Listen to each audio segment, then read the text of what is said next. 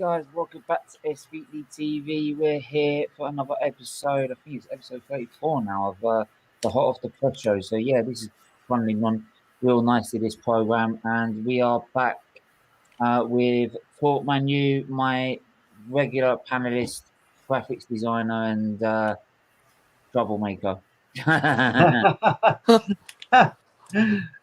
Yes. How are you, man? Welcome. Yeah, I'm good.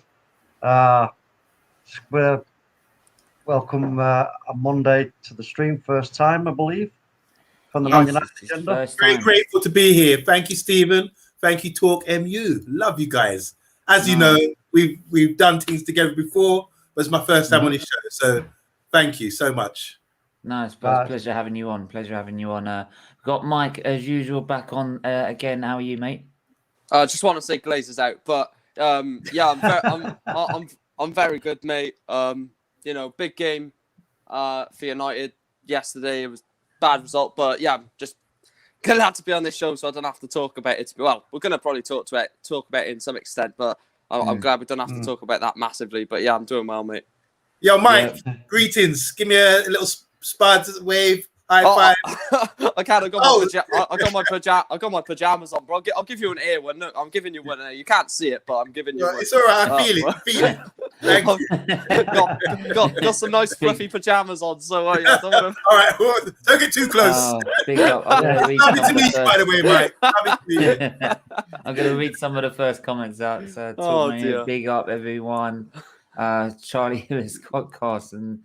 Great than every goalkeeper. I don't know about that, mate, but there you go. Is it still 2-2? Yeah, I think so. I'm watching it now. Actually. You're watching it now? Yeah, you can keep an eye on it for us then. Miss Mel, as usual, she's absolutely brilliant. As she is, what she does is brilliant. And big up, everyone. Brit, how are you? Yes, I like Brit. We've met before. Big up, Brit. Yeah. Yeah. Nice to see you, Arsenal, Alex. In the building Hi, as Alex. usual. Mel and yes, a Monday. Hello, Brit. Yes. How's the wisdom beard? Any more greys? He's probably going greys over the glazy, as I tell you. Cronky out, and I'm going greys over the Cronky. So there we are, and hit that Kai button, like button. Oh my god, they have another penalty apparently. Who does? Newcastle. Yeah, I'm watching it right now. Yeah, that game. Willock. Crazy. Oh, you really close to monetization now? How far are you off you? I'll go well done, Arsenal. Way to go, man. I've been watching some of your stuff. I've been in between others trying to watch both at the same time. It's done unreal. But anyway, I'll keep with you for the penalty. Willock's about to take it. Okay. And it is saved. No. Scores the rebound. Yay! Come on. Joe Willock. Really done well, the beard is great. The grey. Well, since we're talking about diet yellow and green. Diet yellow and green. Diet yellow and green. Just a few hours away. Yeah, it'll get there by tomorrow, mate. Don't worry. Yeah, so like I said, we since we're talking about the Glazers, we'll move into that. Obviously, the first time I wanted to bring you guys on was obviously the first protest and the fallout from there, and obviously you covered it on your own channel. But obviously, we've had the second protest, and it looked for a minute like the game might have not gone ahead because we saw that one of the coaches were being blocked. I think, did they slash the tires on one of them and they realised it was the wrong bus? Yeah, it was a decoy. It was a decoy. Yeah, it was a decoy. Yeah. So, but eventually the game did go ahead. But on Monday, I'll start with you. You're new to the channel, and I wanted to get your opinion straight off about the two protests. First the first one, and then the second one following that. Okay, yeah, the first one. I don't know what's going on, to be honest. I don't believe it, to be honest. I'm a big conspiracy dude. That's my nickname. I like to read into things a lot. I don't believe it. I just think it's a load of drama they're creating. to stir it all up, distraction, talk about something else. For them to get into the stadium, I was a bit bemused by that. How can they get to the stadium? Why when the police called? That's trespassing. It's a criminal offence. Are they going to get the people's ID them from the cameras and arrest them all? I haven't heard anything about that since. I just think it's agent provocateur. Someone's in there rousing people up or getting people to do things. I thought this was organised. I thought doesn't Man United have an ultra unit where they get together and organise things properly? So what's going on? I don't know. It just doesn't seem right. And then the other day, to be honest, I don't pay it no mind. I'm more about football on the pitch and a little bit of outside of that. But all this kind of thing, I just think it's ridiculous. What is the purpose?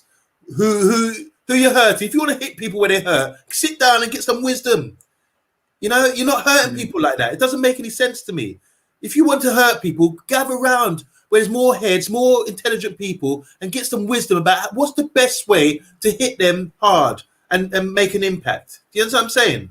Yeah. Do this. It suggests to me it's like I think it's organized, and someone's being paid to go in there and say, let's do this and create more news and create more drama, so the whole narrative will change. Do you see what I'm saying?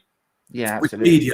media is very powerful, and whatever they report is very powerful as well. It's got a way of, they don't call it television programming for no reason. So it's got a way of telling people what to think and how to think. So sometimes I watch things and think, it's too the keywords out there. It's programming people how to think and how to react. And this is like with the whole situation we've had for the last year, which has been very strange times to live in.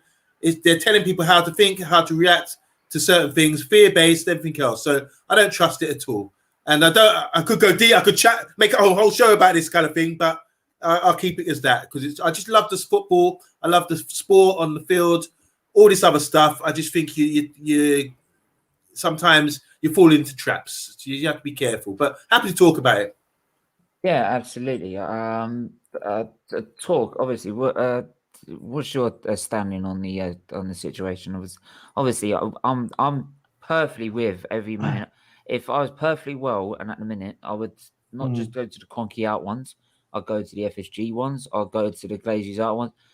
I'd even go to the Spurs ones because like these owners of what they've done is criminal, and what they've done is try to destroy football. So I am all for trying to support my rivals, and I don't like Man United. Let's be honest. I grew up for the Fergie Wenger era, and I never liked Man United because of it. But in the end, it goes beyond football for me. It goes beyond rivalry. Sorry. Yeah, well, of course, because you know what, they kind of cast all our histories into the shadows for that short time, which was scary. And at the end of the day, it was the straw that broke the camel's back.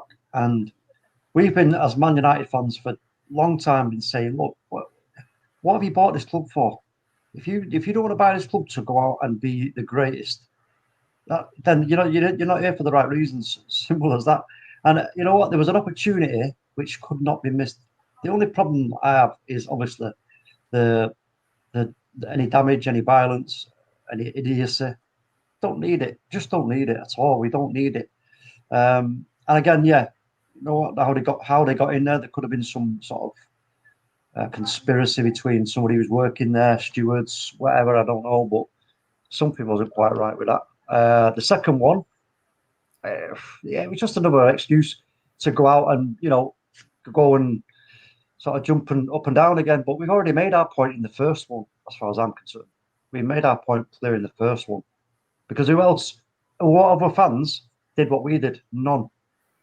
Who got in their grounds? None. You know what I mean? We made our point big time. And it seems to me, I think that they're actually, how much they'll give Ollie, I'm hoping it's going to be minimum 150. Minimum 150. It's got to be preferably 250, and I say to him, go on, listen, you're getting a new contract. Go and do your business. Go and do your thing. And then if then he fails by, sort of mid-season, it's just the same old. We're talking again, banging heads against the wall, saying, "Where's the system? Why are you playing him here? Why are you playing him there? What are you doing? Do you know, blah, blah, blah. Then obviously it's going to come to the point where it's going to have to be, look, you've had your chance, but unfortunately you've hit the brick wall. But I think at this point for me, I think all he needs to get them 3 players minimum, them 3 players that we need in there. And then we say, okay, go on then. Let's have a look then next season. For me, I don't see him getting the whole season if he's gone out and spent a ridiculous amount of money. I don't see that. If we are not getting consistency, especially, at least wins, draws. That's the only way. If we start getting loss, a draw, a loss, then a win, then that kind of arrangement, yeah, it ain't gonna last. Yeah, I mean, Shea United makes a good point. I disagree with violence, obviously, but getting into the ground is not trespassing. Hits, Brit comes with hit the pocketbook, block the stream from its source. And Fadil, Glazer app process, keep going, keep the momentum until Glazer out. And Mr. B, how are you? Ollie in, board back in. We in with a shout. Mike, obviously, you were at the first protest. I remember because I saw some of the content you were on a live stream, and how do you stand with the 2 protests that have happened so far? In terms of the actual movement, I mean, the whole Glazers 8 movement, there's tiers to it, and in terms of, first of all, what's right and what's wrong. That's in any walk of life, what's good and wrong, good and bad. But there's tiers in terms of what it means. I mean, the first one was, as Talk said, the first one was absolutely phenomenal to get literally the biggest game in world football, if you ask me, cancelled. Whatever the circumstances, if you get that game cancelled, that deserves a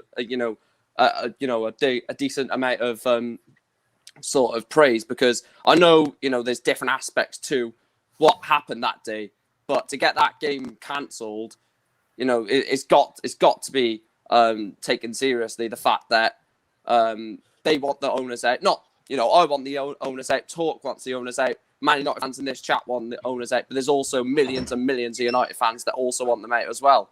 And I think, everyone's saying I disagree with the violence. I completely agree with you. That is one thing that you just do not do. And yes, I'm not going to say I didn't, because I was on the pitch on that day. And it's not like I was one of the ones that really. Yeah. It's on my channel. He was jumping on top of the goal. He was taking a shot like Wayne Rooney, right? Oh wow. So maybe just sorry, go. Yeah, so I know what it's like firsthand, and I'm not disregarding anyone that hasn't been to one of these protests. What I'm trying to say is, obviously seeing it on telly, seeing it on Sky, Twitter, any social media platform is still strong in itself, because you're clicking onto that video, that clip, you're tuning into that clip, and that's technically doing your bit to get the Glazers out, essentially, because you're tuning into something that is a movement to get them out. But for me, I mean, the Glazers do mean, the Glazers out movement means a lot to me because of what Man United means to me. Man United, I know I support Newport as well, but that's because of, location and birthplace, etc., etc. But Man United is, literally, I grew up on success and the fan base. I know the fans didn't own the club under David Gill, but it felt like a family-run, establishment as what it was, because it's not an establishment anymore. It's a company, and that's how the Glazers will run it. That's how they have run it, and until we get them out, that's how they will run it. Is a company to them. Having Ed Woodward as basically a puppet, and any Man United fan will agree with that. He was a puppet, and he basically was a bank manager. And don't get me wrong, at his bank managing role, as you could sort of say, I think he's done a really good job at that. Sorting out the finances. Yeah, you could say we've done quite a good job, but he's in that role as a football. That role in a football club, you need to have some sort of football dialogue and some sort of football understanding, and it just really wasn't. Well, it's not there with the Glazers. Never mind Ed Woodward. I mean, we all saw the quote that Joel Glazer didn't know what the offside rule was 2 years ago. I mean, come on, that was going to be the the ambassador for the Super League, and he didn't even know what the offside rule was. But that whole thing could. I mean, it could go so deep, can't it? The Glazers out protest, in 2010, the movement, and people saying, I hate, on Twitter, people are saying, oh, you're only doing this because you're not winning titles. We done the Glazer out protest in 2010 after we won the league title. Whether we're winning Champions League, Premier Leagues, or whether we're bottom of the league, it's still going to happen. And I don't think it's got to stop. It can't stop, because if it stops, they've won. And we've seen Arsenal already. I think it was today or yesterday. No, it was today, wasn't it? They unleashed the shirt. And it's just like, oh, don't worry, lads. We've put you in absolute turmoil. Your club is absolutely, dying. But don't worry, we'll just unleash a new shirt. And I tell you what, if Man United unleash a shirt within the next 2-3 weeks, they're going to get absolutely pelted, because it's just an absolute PR spin.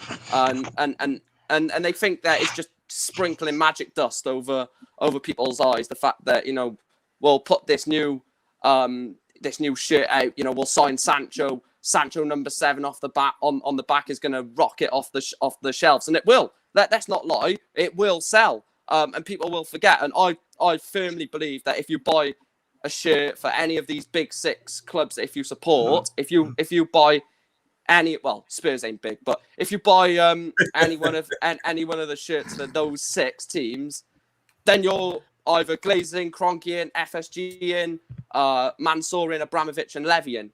It's a simple fact. I will not buy. I'm wearing jammers. I'm not wearing a Man United shirt. I'm not wearing a Man United shirt. And on my Man United stream on Tuesday night, I'll be wearing the Glazers out shirt, because I don't want to put on. I don't want to be associated with anything Man United merchandise-wise at the moment, because Man United is not Man United at the moment. It's don't forget, Glazers out protest happened in 2010, like I said, and that was the formation of FC United and Manchester. United fans wanted to break away and run away from the billionaires. But yeah, I mean, 2010, that's 11 years. People saying, like I said, about success, but they've been ruining the club since they joined. And for me, I'm not going to go into this debate, but for me, I think they've ruined the Man United women's as well, which what's happened with them in the past few days with Casey Stone leaving. There's deeper problems for that. And I just want to ask this to Talk, actually, because obviously he is a Man United fan as well. He's just gone. He didn't want to answer that question. All right, we'll move on. Well, anyone can answer this then. Before I take your question.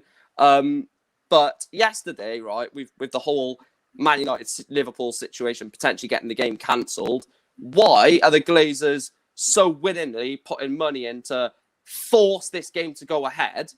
Well, it's sort of frustrating, really. They'll force everything to get this game ahead because they don't want to lose money, but then they don't use money to improve the squad, improve Old Trafford, and improve everything like that. Well, that's the thing, because it's whatever's the cheapest option. I feel it's whatever's the cheapest option. I'll ask Matt first, because obviously he's just joined. Matt. Hello, Matt. Mondays in the house. Mondays in the house. Yeah, good, guys. You all right? Good, thank you. Yeah. Sorry, I won't show my face. I'm worse for wear. I really am. I thought you just looked normal, but there you go. No, I'm cool. So what did you want to ask, Stephen? Yeah, what was the well, Mike just how does they spend so much on trying to get a game on and yet not spend on improving the squad? So I'd say it's because of the cheapest option. Right? It's the cheapest probably option to try and get a game on. It makes them more money that way rather than sorting out the squad, which is costing probably hundreds of millions of pounds. That's what I was. It's difficult, isn't it, mate? Look, I think they just want Man United because they make money out of Man United. It's a cash crop. It's a business for them. They don't really have any concern in it. They just like the NFL. If they can get money out of Manchester United and feed it to Tampa Bay, they will do that, and they have been doing that. You see what they've done, and even the Croncaves, to be fair, they had their new stadium built in LA for the LA Rams, and what they've done for Arsenal is nothing.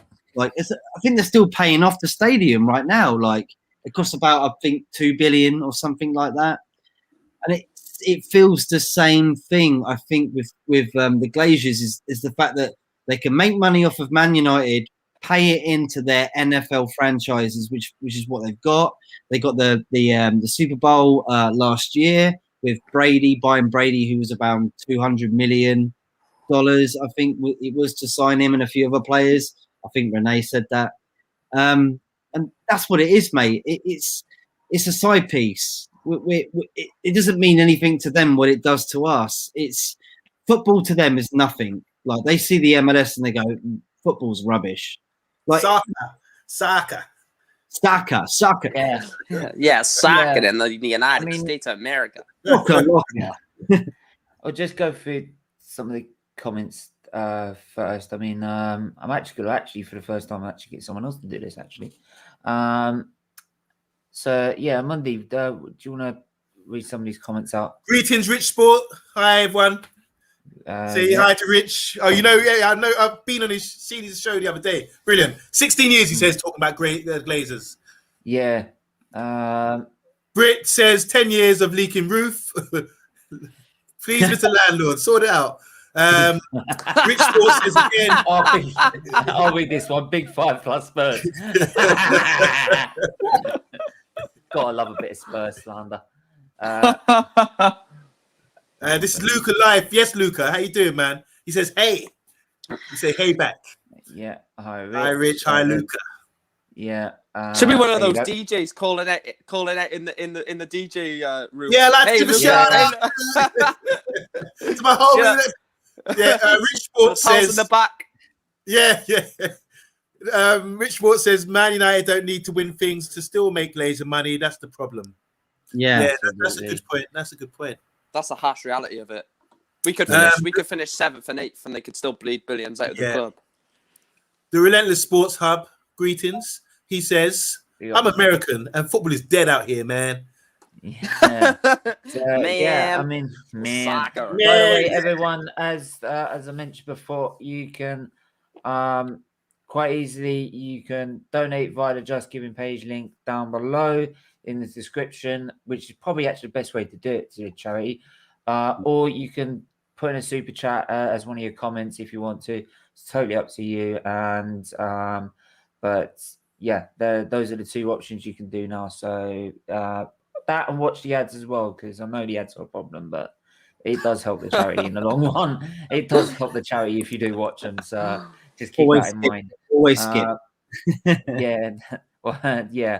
We're not watching Coronation Street now. We can watch the adverts on this, but not on ITV one. Yeah, but I can make the point with Arsenal, and I'm going to move on that into a second. But do you feel that that the Glazers will go, or at any point? And if not, do you think they'll be will they be willing to put the money into give what you need to try and challenge for the title next season? Because it looks like you've got a squad that is 1 or 2 players away. So, man. Can I take it? Go on. Yeah, please. Right.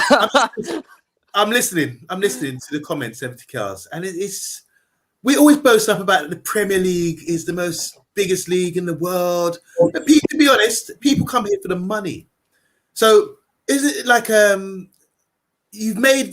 said, right, we're going to set up the Premier League, and it's the biggest league in the world, and we're so proud to say that, everything else, and we've got 2 teams in Champions League final, and that's evidence, thing. But it's all about the money. So these clubs, you've opened a door for these people to come in, the Glazers, these Cronkies or whoever, and all these guys to come in and say, we can make a little piece of money here. It's a good investment but no one's talking about but the Premier League.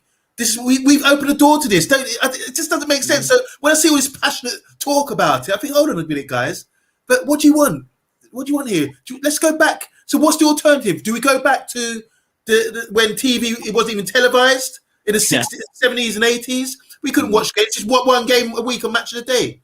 Do you understand what I'm saying? That was the pre-Premiership. That's what we were watching.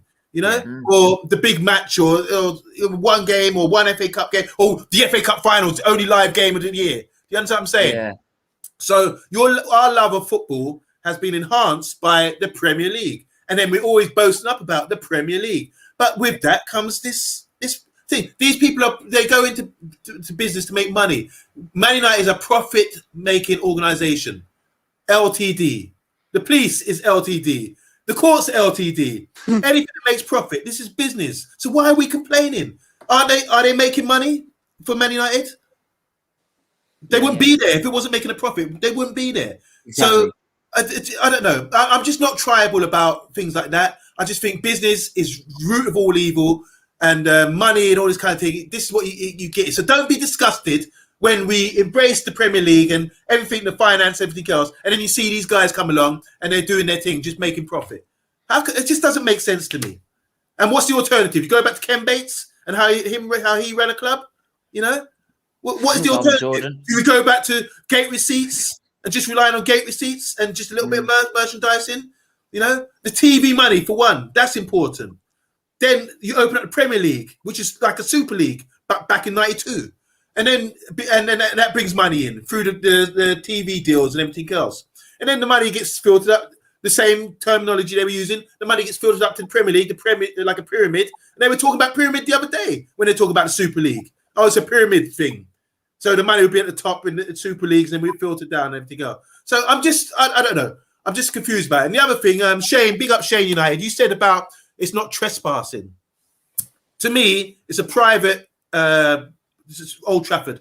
If you go in there and you're not supposed to, I think it is trespassing. No, I don't know, but I'm sure that's trespassing. And then it's criminal damage and all other kinds of crime. And what I want to know about it, when there was riots in London after the Mark Duggan thing, they were allowing people to go and riot, and then they said, all right, we're just going to film everybody, ID them, and get them into court. I haven't heard one person. I don't know, maybe I'm wrong, but I haven't heard one person that I've seen on the pitch get caught up and say, you've trespassed, we've ID'd you, you're going to court. I haven't heard of any sort of charges or anything faced. So I'm just asking these questions. I'm just throwing it out there, guys. That's how I feel.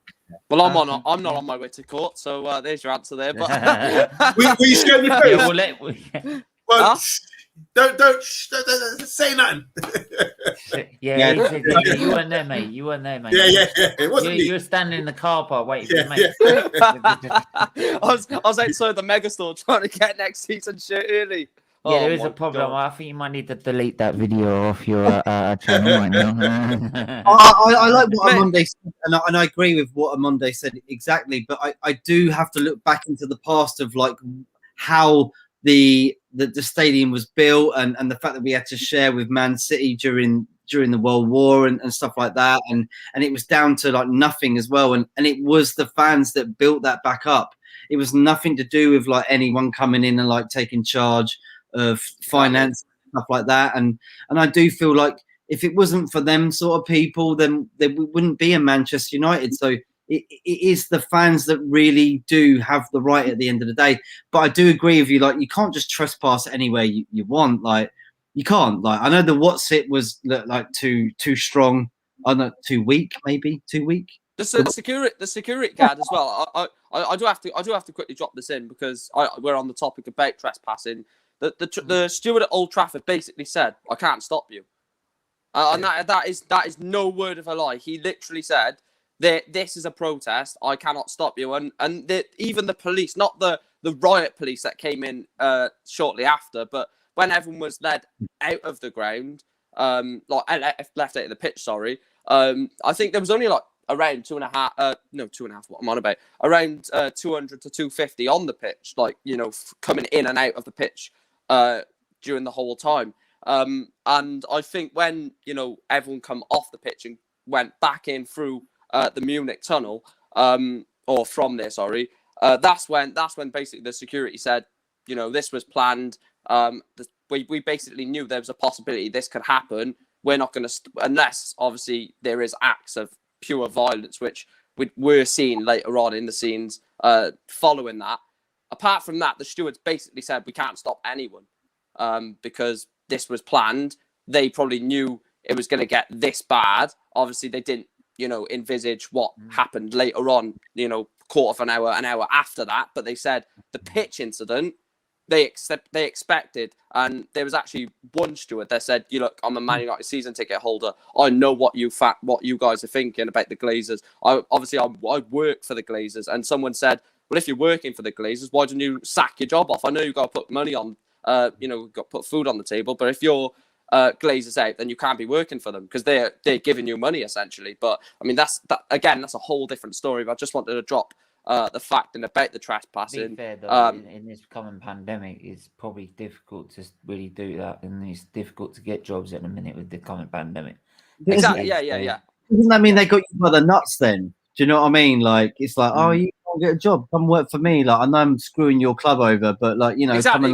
They don't want to, and Yeah, I agree with Monday. I agree with Monday exactly what he was saying on everything that he said. And you shouldn't have to just run on the field to do that. I do agree with that completely. It's just, I would agree with it if they just ran on and if they all ran on there and they sat down, for example, and said, if they plan like we're gonna go in there, we're gonna sit down, and we're not gonna move until they cancel this game. you always I think it would have been a lot better put out there. I think the media wouldn't have anything to go on to make it look like, oh yeah, this is totally wrong and out of order. But because of some of the actions of and I'm not going to say very, very few people. Right? I know two people personally that were involved in a horrific part of that, and I'm not going to ever drop their names because it's not that. No. But I know two people, and they've. Not me. That's why he's already behind that camera. You don't see my fluffy pajamas. Anyway, hang on. I'm just saying. Hang on. I'm just the 5 O's. Yeah, outside. Yeah, but like I said, and one of them was a 30-year season ticket holder, and the other one was 15. So it does. I mean, I agree with everyone that said about violence is wrong, but I also am way on the side that this is not Man United without the Man United fans. No matter how many millions and billions and trillions get pumped into this club, no matter how much success or money, or how much success is driven by money, the only game that will ever be remembered is the fans, and the fans literally, potentially nearly saved the club. Because if that Super League was going to happen, we all know our club, we'd never be able to go to a home game ever again. We'd never be able to see our team at Anfield, Old Trafford. Games will probably have been played exactly, China, Singapore. That's why they're famous. F the Singapore. But yeah, we'll carry on. Next topic. But anyway, one more thing. Sorry, one more thing. Go on, and then I'm going to move to comments. Where I live in London, there's enough clubs around here. How much of my council tax is spent on policing these games every day? All the fans and the horses and the criminal damage that's caused when they come out stadiums. All around every Saturday, there's thousands of fans go commuting on trains. They have to be policed, and that costs a lot of money. So that's our own police force going out there and policing the football fans. So it's a bit. There's something. We're paying for this. Yeah. So behave yourselves. You know what I'm saying? Behave yourselves, because what happens is when there's incidents, because half these incidents are never even reported. You go to Millwall, West Ham, you hear about major incidents going on, you see it if you're walking around London, and you think, I hope that's going to be on the news. Nothing. Not a damn thing. Shopkeepers, I know some shopkeepers near Wembley Stadium, always get their things smashed in and everything else, robbed and they can't get no insurance, and it's never even reported. So, but we can report some of this. So if you're going to go on TV and have the platform with Sky TV, do a sit down, do something. Don't do something where we say, oh, look, this is what fans do. Stupidness and pulling up things or throwing, negative stuff. It's not wise at all. Do something that says, these fans, actually, we have to take them seriously. Because didn't Boris talk about this in Parliament? There's something, it just something doesn't seem right to me. There's too many dots that joining up to say it's all connected. And so please, guys, just throw this out there. How much money is spent on policing every Saturday when fans are commuting and all this damage is done that we don't even hear about, you know? And that's our money. We're paying taxpayers' money. We're paying for that. What if on my council tax bill, I want it and an inventory. I want to see what am I paying for? I don't mind street lighting, pick up my rubbish. Yeah, what paying for soccer teams to go and police soccer teams? And when I'm calling for someone getting robbed, you can't come out. Yeah. That's what I'm saying. Come on. Yeah, absolutely. Agree. Yeah. Move to Sunday comments again. Matt, do you want to read this? Every club, just wants the owners to pay attention and care about the club. The Glazers and some others do nothing to improve anything. Fair point. Shane come back with another one. They own paper, which is wrong in the first place. They should not be allowed to when they bought us on nearly $500,000 of debt. As I said, when they are gone after they're selling, we will still be here as fans. I agree with Stephen. They should not have scavered, and there should be no violence. Yeah, but getting on the ground is fine. I don't like Bob Marley for no reason, man. Like violence is not like for me. Man. Like Gandhi, everybody else. Man. No, seriously, I don't see violence as a way to solve any problems in the world, man. And we should really look. I mean, look at what's going on in Israel and all that now. I don't want to even go on to that, but like, violence doesn't solve anything, especially with Man United, mate. We need to do it like wisely, politically, and in a way that we can menstruate our thoughts and on our feelings, man. Like that's how I feel. They're gonna leave. That's the long harsh truth of it. They will leave, whether anyone as we're sat now or 2025. You know, they're gonna leave because fans. We've already seen it. Fans basically own football clubs without owning them. Not politically, legally. Sorry. So in my opinion, I mean, you asked this earlier, Stephen. Do you think they'll leave? I genuinely think yes, but in the time frame that some United fans are thinking no, because they're not just going to say 4,000 United fans have protested over the last 3 protests. Oh yeah, this is really hitting us now. We're really getting upset from this. They're not even going to care. They probably don't even know what's happening. So yeah, they don't give a crap at the moment. But I think in the long run, if it keeps happening, like I said, we cannot stop. We cannot stop because I don't know if you heard this, Matt, but I said this earlier. I said exactly what will happen, and I guarantee you it will happen.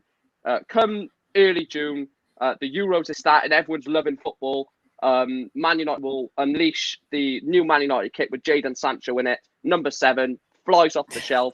Everyone's loving the Euros as well. Everyone's excited for Jadon Sancho at Man United. And then everyone completely forgets the Glazers situation, and then Ollie does crap.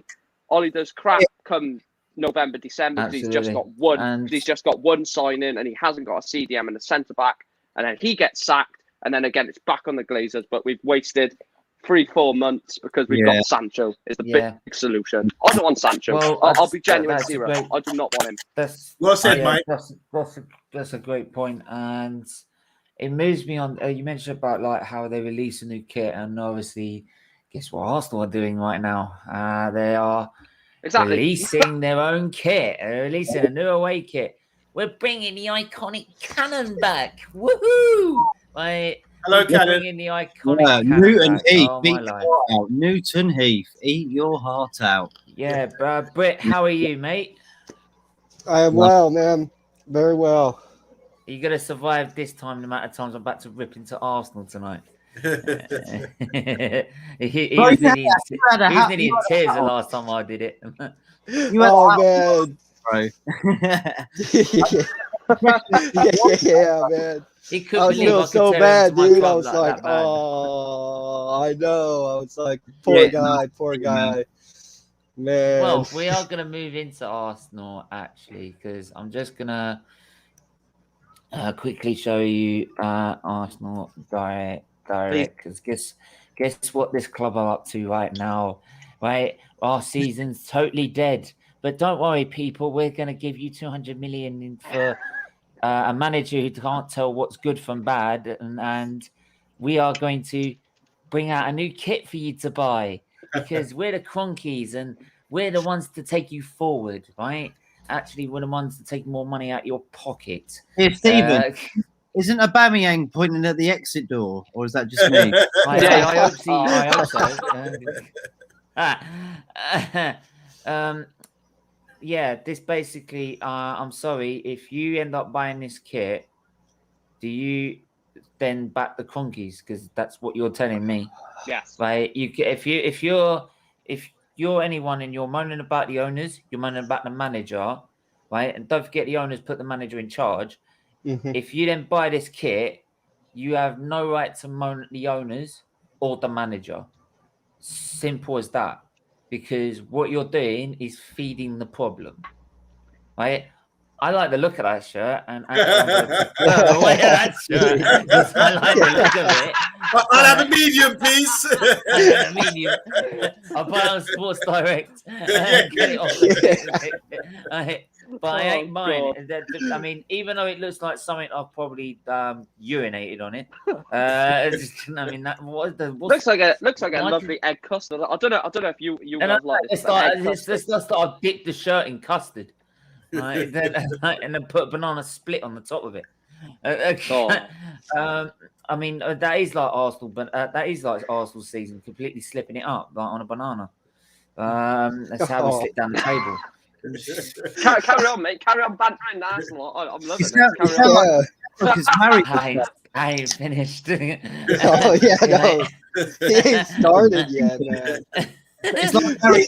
I haven't even moved on to Mikel yet. He hasn't started talking to the wall yet. If you heard his last press conference, it's a load of riddles. Right? We've made improvements in many areas, right? You have. Where? Willian scored. You're improving. Well, yeah, Willian scored. That's brilliant. Willian scored. Your defense is pretty good in compared to the league. It's like two halves of the season. Second half of the season has been decent. Yeah. Yeah, I'm talking about from when he took charge, and I don't see it. I think. Sorry. He had to get rid of players. He had to get rid of the Socrates and all these. I can't remember the names, but he got rid of two players. Özil, Socrates. Didn't he get rid of the loan players? They weren't happy getting them out on loan. They were on loan. Come back. Who else was there? All right, so he's having to rebuild the side. He's got an imbalance. He's got some highly paid older guys in the strikers, Aubameyang and Lacazette. And then he's got like a lot of youngsters coming through, and it's just integration and getting some balance in the side. And I think he's done well. And I think the thing is, sometimes you have to go take two steps back, or take one step back to go two steps forward. And I think rather than reacting and we're down at the table, whatever. I can see if you stick with him, I can see some progress. And next season, that's when you should really judge him. If you look at it, he's third. From the January the 1st till now, they're third in the table. To me, that's not so bad. I was really shocked by that. I get your point, but I also get your point about taking a step back. But when you look at what he's got on paper, and you look at it like, I know football's not one on paper and everything, but when it comes down to it, you've got, like I mentioned earlier, you've got teams like on the earlier show I mentioned about West Ham, who they haven't got the squad we've got. They haven't got the players and quality that we've got. But Moyes has managed to get them fifth. And if Graham Potter had a decent enough striker, they would be above us right now. You can thank your stars on Jesse Lingard for that, brother. Yeah, you can focus on Jesse Lingard. But like I said, what he's got at his disposal, some of the attacking players he has not been able to utilize. And when that Villarreal game, who takes Aubameyang off, the guy who's about to hit the post twice and looks the only person that would like to score, you need a goal and you take him off for a guy who has done absolutely nothing since he turned up. Okay. Who does do you think over the two legs you were better than Villarreal? No, Like, we you had think- no rep because he decided to play. I'm going to play 2 new formations. Did you? How many chances did Never you have played when before. Banyan was on the pitch? I can't Yes. actually remember The how many. the Saka one. Because I was How many actually half chances at asleep. home? How many chances did you have? Clear like chances to score I goals didn't know. while Banyan, I can't pronounce his name, was on the pitch. Aubameyang. Villarreal. Let me have a look. 14 shots, 1 on target. Oh, you had 14 shots on 1 on target. 1 on target. See what I mean? So- I don't know. I've heard a lot about bringing in William. But then 14 of those shots could have not been. There could have been half chances. So we don't. The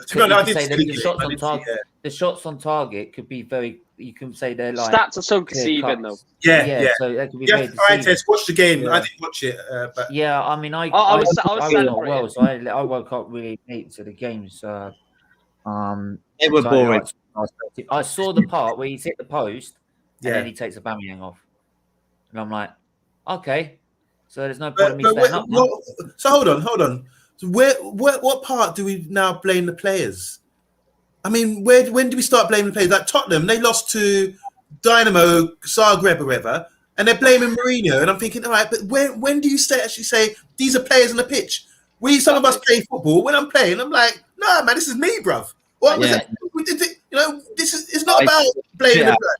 When do we start talking to the players and say, nah, Banyan, you take him off. Oh, we took him off. Did he play well? Is he vexed with himself? He was playing well in that game.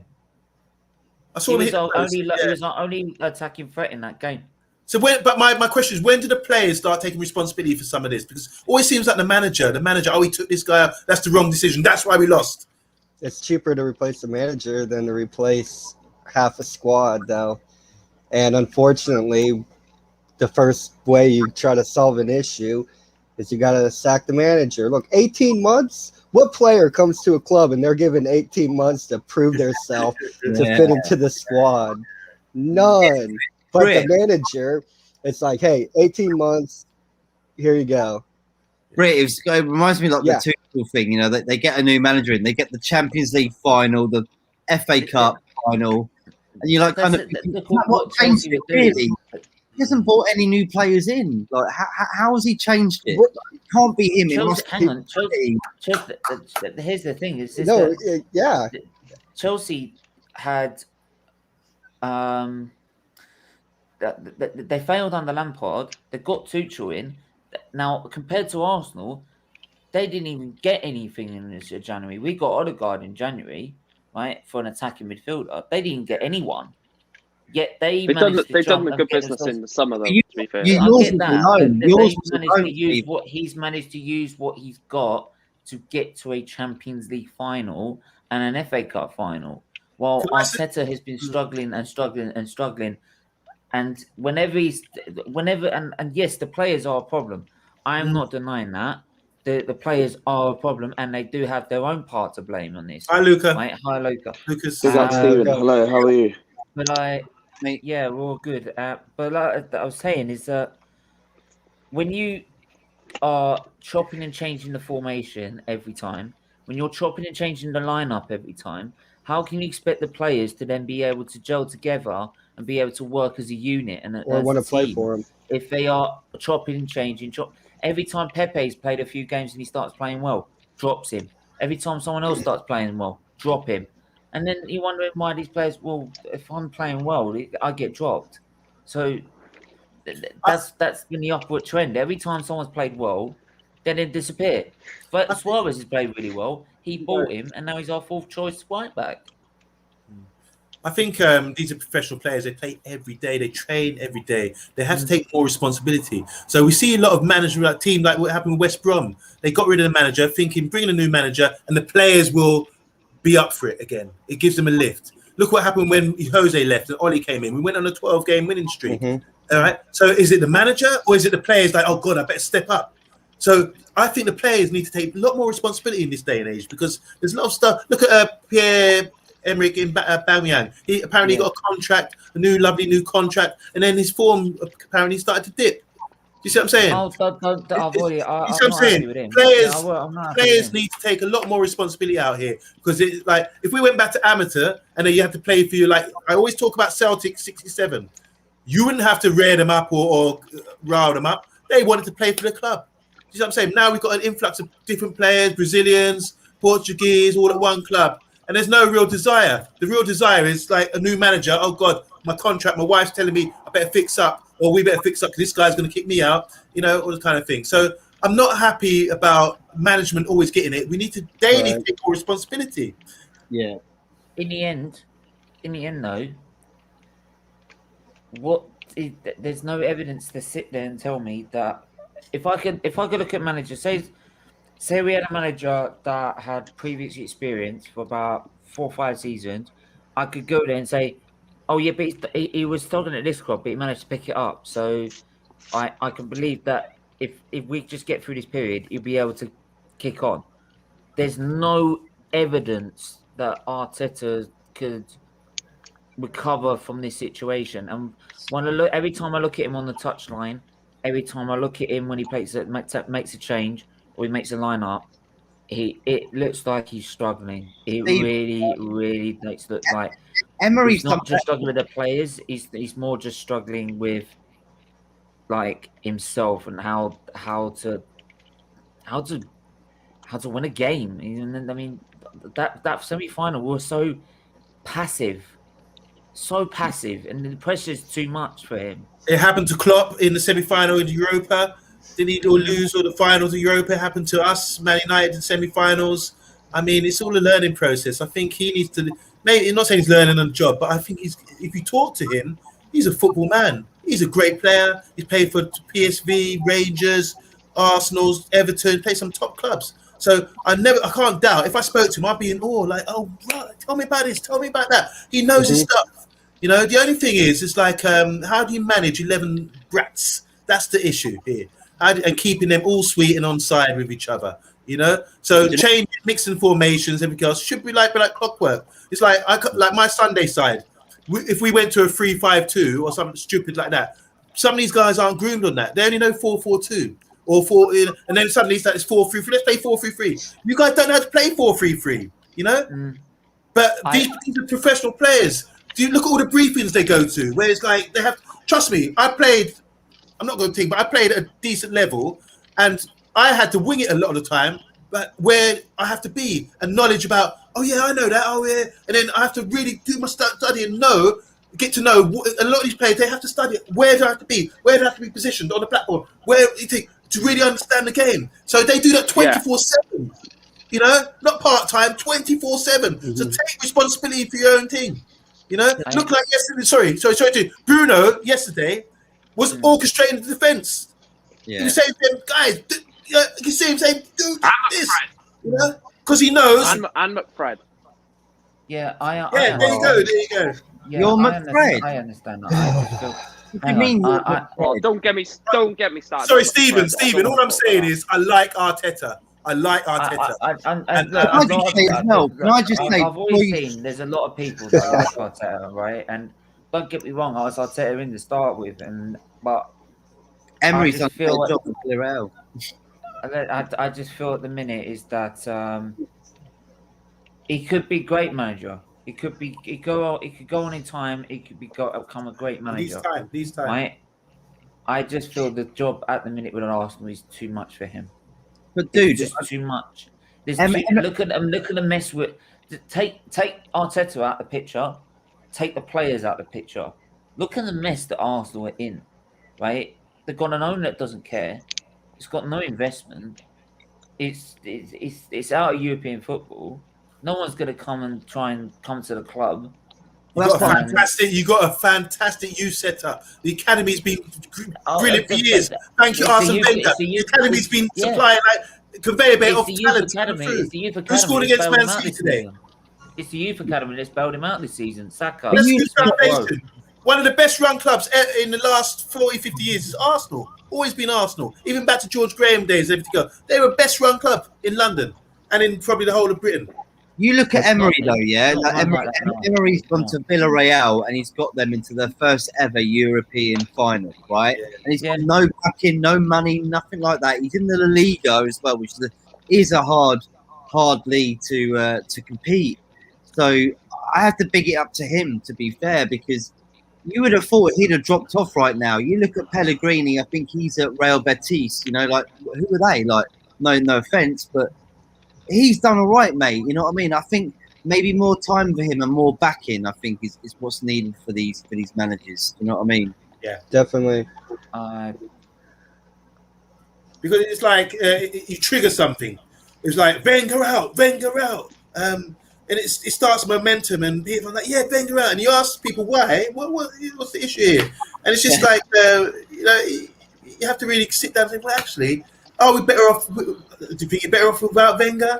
I mean, he was getting you into top 4 all the time, but it's just momentum. Right now, we're saying Glazer's out. You know, which probably is a good thing. Which way? Yeah, it's a good thing. Yeah, maybe it's a good thing. But when it comes to management, when the thing with Wenger, when I heard him saying like top 4 is like a trophy, I was like, excuse me. Yeah, that's Arsenal a bummer. Football Club is saying that top 4 Hey, is like a trophy. Liverpool are living that right now. Sorry, but are living that right now. you just want to you've won us 3 league titles. Hang on, but you've won us 3 league titles, and now you're saying top 4 is good enough for a trophy.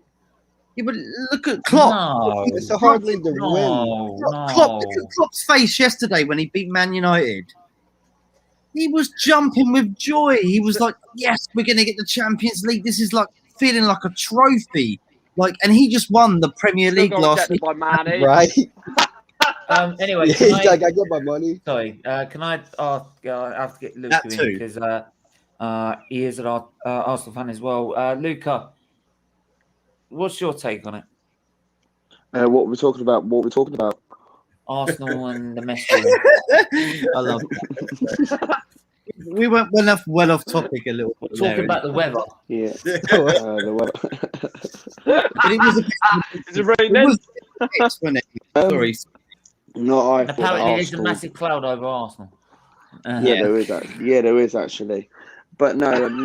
You know what I thought.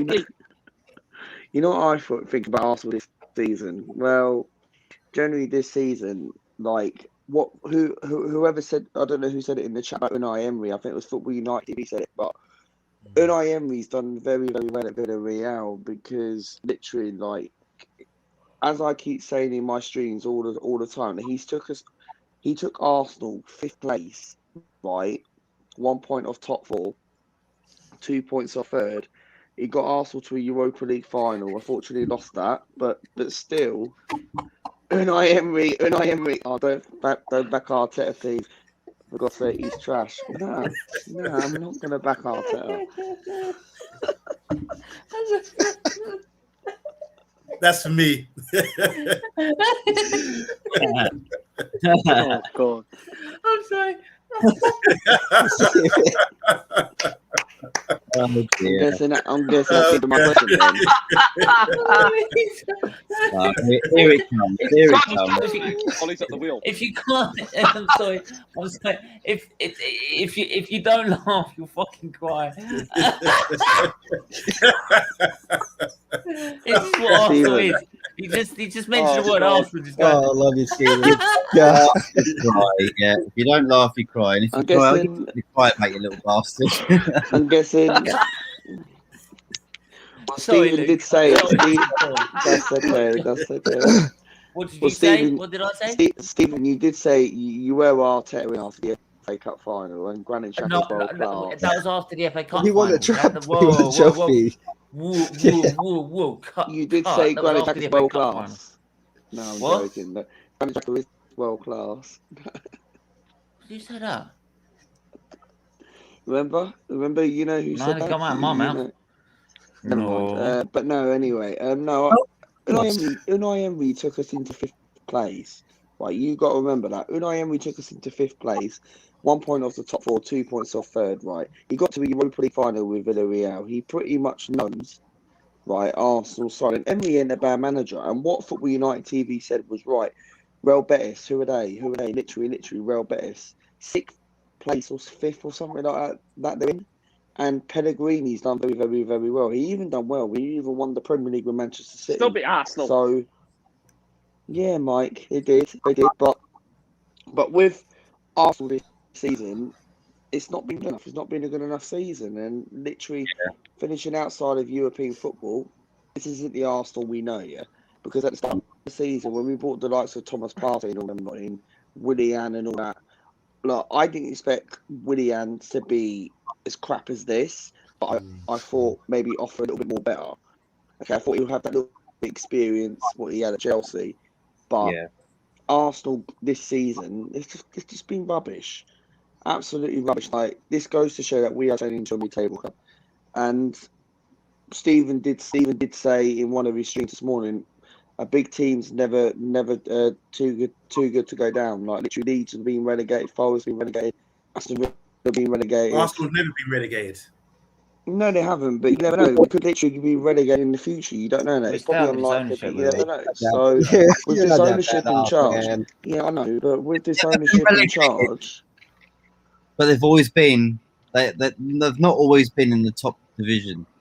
They've always had to work their way up. So they can do it again. Look, Super League. Look, I'm a Man United fan.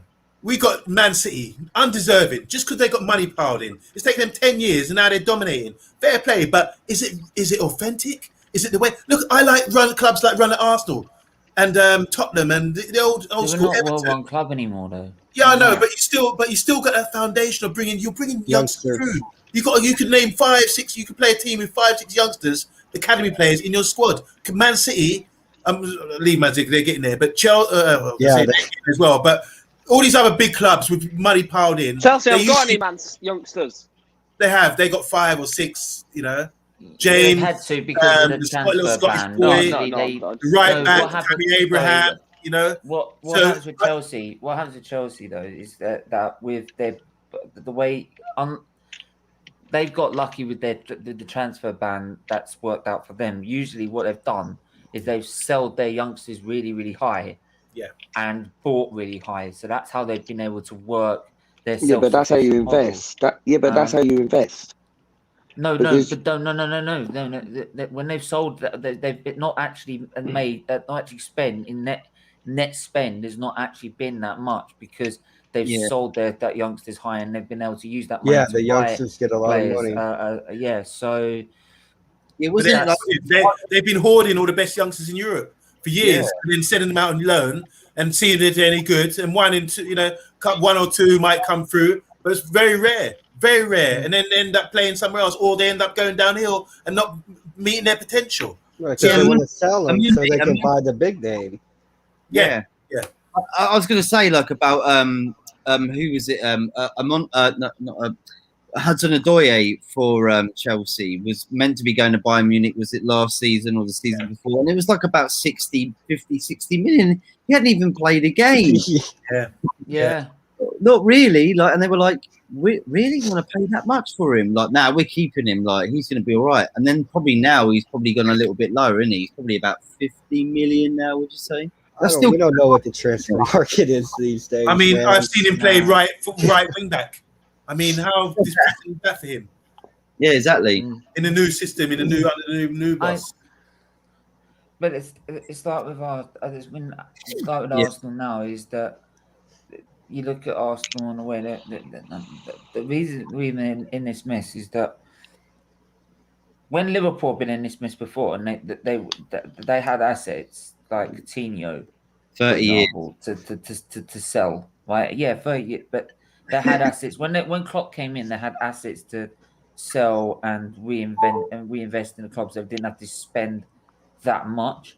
Arsenal, if anyone comes in and this Daniel Biggs coming over now, this Daniel Ick, I'm doing a show on about that just to ask one question: where the hell are you?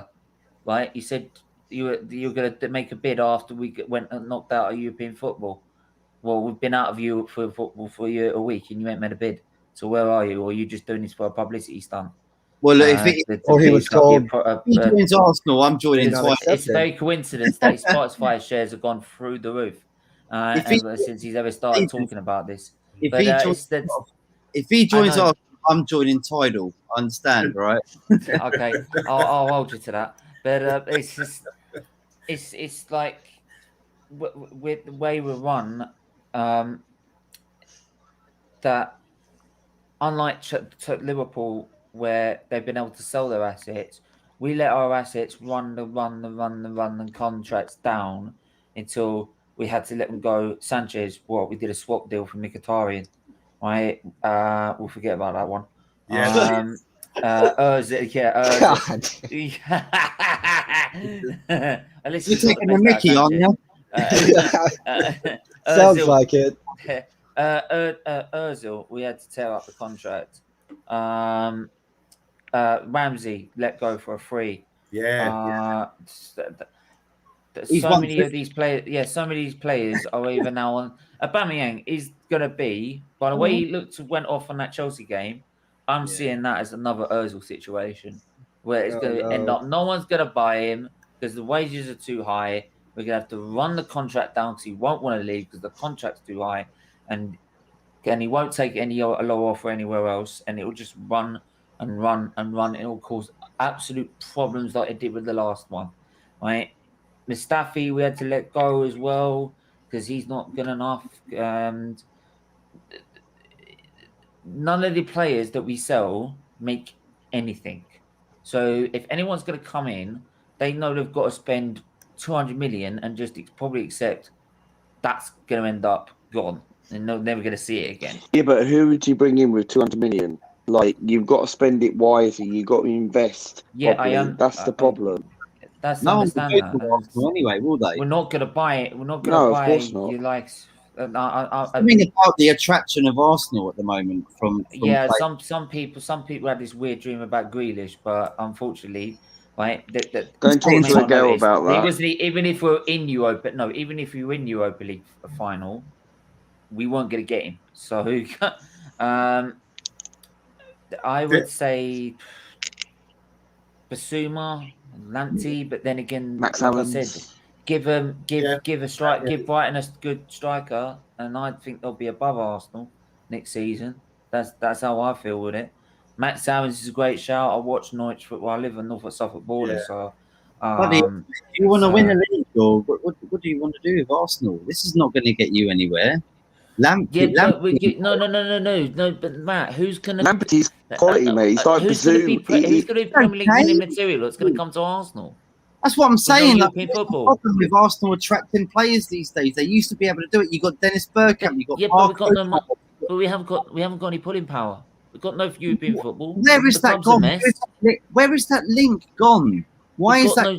We've got an owner because we've got an owner that doesn't care. We've got a manager which, to be fair, I'm sorry, he's not the pulling power of like an Arsene Wenger, for example, because he's not experienced enough, right? And we don't know whether he's going to be good enough or not. Right? Yeah, but Max Allen's quality. The problem's probably in the dressing room. There's no actual way. Max Aaron's is great. Why is nobody else going for him? Good question. I rate him. Max Allen's is like one Max Allen's is good. Hang on, Max Allen's is getting interested in Bayern Munich. Yeah, but it was just gossip columns. He never really went. I rate him on the eye. He looks like a good attacking fullback. Jude Bellingham. I'm surprised. Yeah, Jude Bellingham was quite. This is the thing. There's players in the Championship. Ollie Watkins is an Arsenal fan, and no one wants to take a chance on him. You got the guy, the attacking midfielder from Norwich, the Argentine. He's a quality player, but no one wants to take a chance on him. It's like, man, you guys would complain. Oh, who are we buying for this? We want to be linked with top names, you know. You got to know your role where you're at. Sometimes Leicester are up in the top 4 based on they've invested years ago in their scouting system, and they do it by stats and numbers. That's why all right, on our charts, this guy from Mahrez in France seems good. Have a look at him by stats. This guy Kante looks good. That's how they did it, by stats. He does so many interceptions, so many dribbles per game. That's how they brought these guys in, because of the back. This is how football is going these days. So I think some of these big clubs are playing catch up, especially like Man United as well, because we say, where's your name? Who is he? It's like in football, it's like, who do you know? This is the thing. No.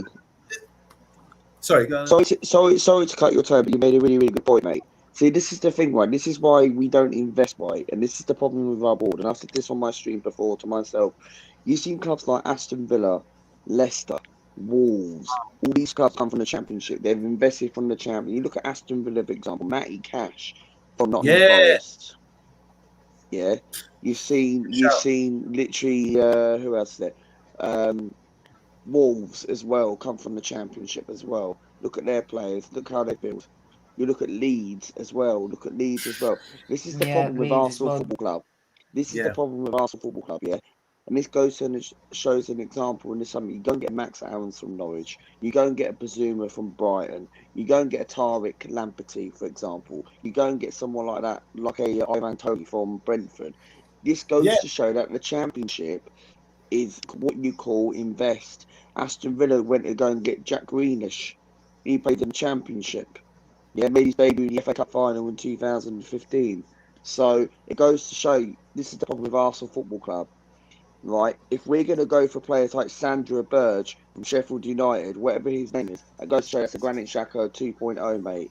Xhaka over Kante, whereas you end up getting Bazuma, right? He's one of the best players, and not only Bazuma can play defensive, he's a box-to-box player, and he can shoot from a long way. He's got better shooting accuracy than Thomas Partey.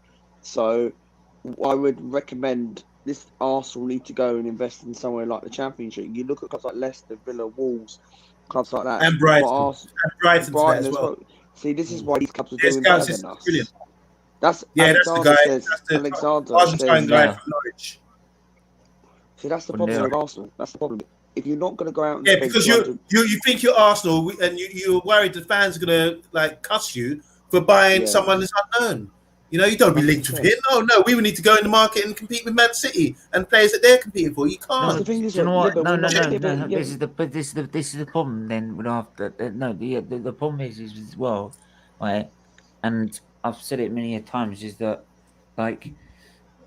when people are saying we're gonna get, I want to get Jack Grealish, and the amount of times I said you ain't getting Jack Grealish, right? It's more. There's more chance of me swimming from the UK to America, right? Than us getting Jack Grealish, and I ain't a good swimmer. It just ain't happening, right? Give it a go, mate. Let's give it a go. You never know. You won't believe the other allergy, and Luca knows what I'm going to come out with next, right? Oh, by the way, we're not in European football as well. Oh yes. We're going to win a Champions League in 3 years, are we? Oh, yeah. It's more chance of Ariana Grande coming on my channel than this happening. It's not happening. You only wish. Look, I'm going to have to actually find if she can actually come on now because Arsenal are proving me right. So, you have been monetized though. So it goes to you have been monetized though. So it goes to show that. A lot of money. Goes to show, mate. You're going to have to donate us some money. No, go to charity instead. Anyway. Sorry, can I ask a question? Where did Brighton buy Basuma from? French league. That's a good question. What is he, French? I don't know. I'm just. I'll have a look now. So I think it's French. Is it Edu, the guy doing all the signings now? Is Edu? Yeah, Brazilian. Yeah, he does. Lille. So has he got links to Brazil and he can get? Amonde, he used to be a part of the Brazil national setup before he took the Arsenal job. And was he involved in clubs at Brazil as well? Yeah, he was he also brought in Willian. He was scouting the best players to play for Brazil national team. So that's pretty decent, I think. He sat 56 stars so he can bring in Willian. And Edu pretty much sat 7 weeks at home. And that's our motto: touch of class. I think they're friends, aren't they? Clearly, they're friends. And the thing people is, told me my club is well run. I'm sorry, my club that I know it would never, ever, ever do that. He was trying to. Can I say something about that? I think with the work permit rules, it's all changed now, so we can invest in Brazilian, South American players without the work permit issue anymore. That's all gone out the window apparently. So I've seen Man City buying some wonder kid, left-footed wonder kid with funny name W something thing recently, and he's brilliant. He looks brilliant, you know. A friend of mine, Marley, will know. He's from Brazil. So I can't remember. I'm no good with the names, but I thought, wow, Man City, they're smart. They've investing, and they got Jesus at the club as well. So these work permit issues are no longer an issue. There was a guy that Man United was supposed to sign. He ended up going to Brighton for something cheap midfield player from Peru. No, not where's Valencia from? Palestri. Spain. Colombia. Not Who? Colombia? No, not Colombia. One of these. Yeah, maybe Colombia. Maybe no, Venezuelan or Colombian. Palestri. Not Palestri. He's the right winger from Man United. But Brighton. Brighton ended up buying this guy. He was a young, talented midfielder he played in South America. But he wasn't Argentine or Brazilian. Black guy. And Brighton ended up signing him. He was linked with Man United. And you see him, guy, he looks good. Looks really good. And Brighton got him something cheap. And I'm worried next season he's going to end up shining. So I think with Edu, I'm thinking, why isn't he's and lack of work permit anymore? Maybe this season we'll see some young South American talent start coming through. Maybe, but yeah, but Edu ends up sitting. Up sitting at home with his child, and then we end up missing on the wire. 7 weeks, Edu sits at home on a jacuzzi, right? Literally, and gets a phone call and says, "Right, okay, I want you to go and pay 45 million for Thomas Partey." He pays the release clause. There you go, just like that. And then we all get gas for nothing. And then a while, we all lack the creativity midfielder, and we end up relying on Smith Rowe, for example. Smith Rowe, fair play, has signed a 5-year deal, so deserved. Yeah, it's like I said, we're not going to attract Thomas Partey, for example. We're not going to attract those sort of players. Simple as that.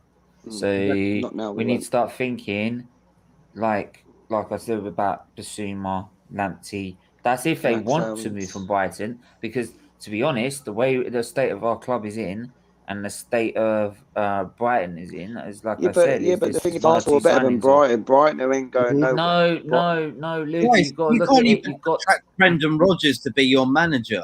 This is the point. You've got to look. Turns it down. You've got to stop taking it. Look away from the fact that it's Arsenal Football Club and look at the situation we're in compared to Brighton. Brighton just need to buy a bloody striker. If Brighton buy a striker, they jump us. Simple as that, right? We are not. That's how good. That's how good Graham Potter is as a manager, right? And also as he's not good enough for Arsenal. What? He's not good enough for Arsenal. And I'll tell you this, is he? No, but I don't want Graham Potter at my club. I think I'll tell you. Why not? Why not? He looks like Lee Gunner. No, it's nothing to do with Lee Gunner. But no. The reason why I don't want him because he's not an upgrade. We need an experienced manager that knows how to do it. I take someone like Rafa Benitez. You have a look at Rafa's CV. Potter has got experience. No. Graham Potter will not be able to get Arsenal back into Europa League or Champions League. Not a chance. We need someone like Rafa Benitez. I even take the Leeds United manager over Graham Potter, to be honest. Just a question, guys. In the Premiership, who is the highest English manager at a club at the moment? Graham Potter. Which English manager? Graham Potter. I don't think Sean Dyche. Graham Potter, Sean Dyche. Isn't it the Tottenham manager? I'm sorry. Oh, yeah. Who? Oh, them lot down the road. Yeah. Who is it? I'm just curious. Yeah, I don't know. People saying that Graham Potter should be the England manager. I'm like, wow. So what's wrong with England managers now? No, who was the last English manager to manage a big club? He plays the attacking football we want to play. Was it Capello or something? I've met Capello. Yeah. You met him? I met him at Stansted Airport. Did he walk right past you? Because he usually does that with the players, doesn't he? Yeah, I met him. No. I met him and then had a good conversation with him and all that stuff. Yeah. Did you tell him thanks? Did you tell him thanks for knocking us out of the FA World Cup? No. I didn't say anything. I said, "Can I have a picture?" And he said, "Yeah." It was at Stansted Airport, so there you go. You want to hear Ben Foster, the ex-Man United goalkeeper? I watch him. No. Did you hear his interview about Capello? Yeah. Oh God, what did he say? I was watching this the other day. It was really funny. Basically, his wife was giving birth, and he was like, "Can I leave?" And he was like, "I want you to play." He's like, "She's in labour right now. Like, I need to go." And he was like, "But like, I need you here." And then he went to go and see his baby boy or girl be born. And then he got a call saying, "Can you come back? I want you to play tomorrow." And he was like, "Okay, like, is it all right, missus?" And she was like, "Yeah, it's cool, go for it." Then he went down there, yeah? He was like, "You're definitely playing, by the way. Come down." He went all the way down there, mate. And he's like, "You'll play half-time." Didn't play at all. Didn't play at all. Didn't say nothing to him. Not even a congratulations. But the thing is, we've been looking at some sort of replacements. We've been looking at like a series where replacements for Arteta, because a lot of the fan base now, for me, and I did a poll on it, about 63% of people who voted on it on YouTube said that they want the manager gone. They want the manager gone. They just think it's just. I don't think it's anything against Arteta. well, who's it against? No. Personally, it's just the fact that just they don't feel he's just got the experience to be able to get out and mess with him. And I just that's how I generally see it. Is that they just don't feel that they've, no matter how many times they've tried to buy their time, and some of Arsenal fans have. Arteta fans have been really patient and really tried to be positive about, but they're like, look, after what we saw in the semi-final, we can't. I can't make excuses for him anymore. He's not helping himself, and maybe he would grab him a great manager, but it's too soon for Arsenal. It's too soon. That's what they're saying. And yeah, but do you think and they hardly not Arteta guys. Well. Yeah, but do you think sorry to interrupt, and you lot can speak, but do you think Arteta, if he did ever leave and got sacked, right, do you think he'd be good enough elsewhere? Like, you say an example like Chelsea sacked Frank Lampard, and Lampard's been linked to the Palace job. Mate, he'll go on to win the Champions League somewhere, like with I don't know, Celtic or something like that. Celtic. You know what? I can answer that. Arteta has got the ability to go to Spain, and like you were talking about Emre, he won 3 times in a row with Seville. Was it 4 times in a row the Europa League? Or you talk about Rafa Benitez. Look what he done with Valencia back in early 2000s.